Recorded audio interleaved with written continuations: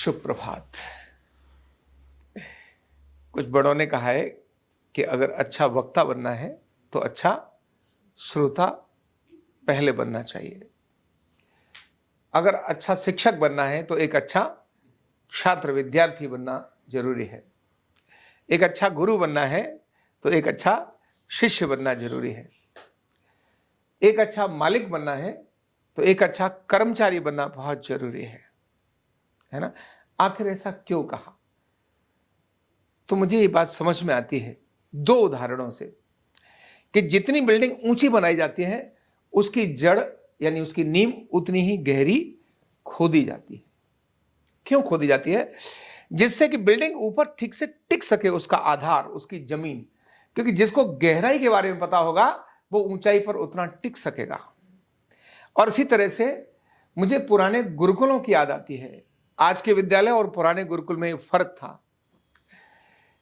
कि वो राजा का पुत्र जो एक बहुत बड़ा चक्रवर्ती सम्राट है, उसका पुत्र भी गुरुकुल में शिक्षा लेने जा रहा है और वो गांव-गांव में भीख मांग रहा है। आखिर भिक्षा क्यों मांग रहा है? जंगल से लकड़ी तोड़कर क्यों ला रहा है?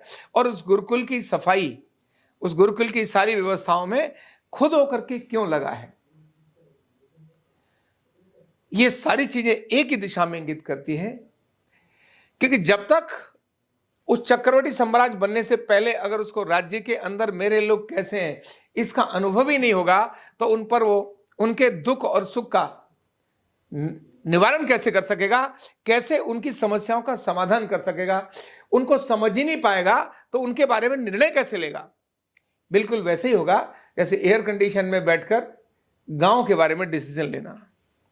जिसको पता ही नहीं है कि किसान रात को जक्कर करता क्या है, उसको पता ही नहीं है कि जब ठंडी होती है और पानी लगाना होता है फसल में, उस समय किसान की क्या हालत होती है वो पता ही नहीं है। तो जिसको वो पता नहीं है तो वो कैसे कर सकेगा? ऐसे ही एक अच्छा मालिक वो कैसे बनेगा जब तक अच्छा कर्मचारी नहीं बनेगा। कर्मचारी बनने से उसको नीचे से नीचे काम को कैसे किया जाता है, जब तक उसकी बारीकियों का ध्यान में नहीं होगा तब तक अपने उस काम को डेवलप कैसे करेगा, बड़ा कैसे करेगा। इसीलिए उसको वो छोटी छोटी बारीकी आना बहुत जरूरी है। एक अच्छा शिष्य और अच्छा गुरु या अच्छा शिक्षक और अच्छा विद्यार्थी, अच्छा शिक्षक तभी बन सकेगा जब एक अच्छे विद्यार्थी के रूप में वो एक लर्निंग अच्छी कर पाएगा, उसके पास कंटेंट होंगे, उसके पास एक अच्छे शिष्य के नाते, एक अच्छे विद्यार्थी के नाते उसको लर्निंग आएगी, यानी उसको स्मरण कैसे करना है।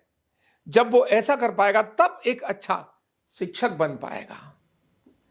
यानी ऊपर बढ़ना है तो बढ़ने से पहले जमीन की गहराई के अंदर जाना बहुत जरूरी है। तो मुझे अपने यहां ध्यान में आता है कि अच्छे अगर छात्र बनना है, आगे चल के एक अच्छा न्यूरोथेरेपिस्ट बनना है या कुछ भी अच्छा बनना है, उस व्यक्ति को सफाई सबसे अच्छी आनी चाहिए। और मैं हमेशा कहता हूं जिसके बाथरूम की सफाई करना जिसको बहुत अच्छी आती होगी, शौचालय की सफाई जो बहुत अच्छी कर लेगा, जो घर में पोंछा, घर में मतलब अपने कार्यस्थल पर जिसको पोंछा लगाने में संकोच नहीं होगा, जिसको कुछ भी गंदा उठाने में संकोच नहीं होगा, वो दुनिया का बड़े से बड़ा व्यक्ति बन सकता है। जिसको शौचालय में साफ करने में, अपना जो पॉट है उसको साफ करने में संकोच आएगा, वो कभी भी बड़ा व्यक्ति बनेगा नहीं। और बन भी जाएगा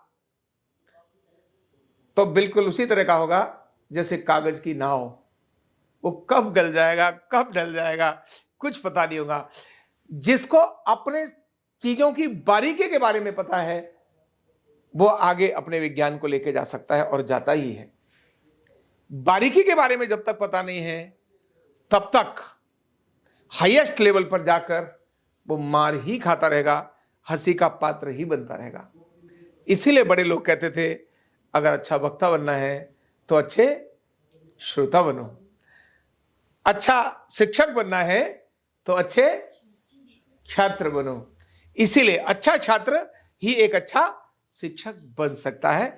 इसीलिए छोटी छोटी चीजों के लिए जब हम अपने अंदर समाहित करेंगे तो वही छोटी छोटी चीजें हमको विकसित करते हुए बहुत बड़ा बना देंगी। बहुत बहुत धन्यवाद।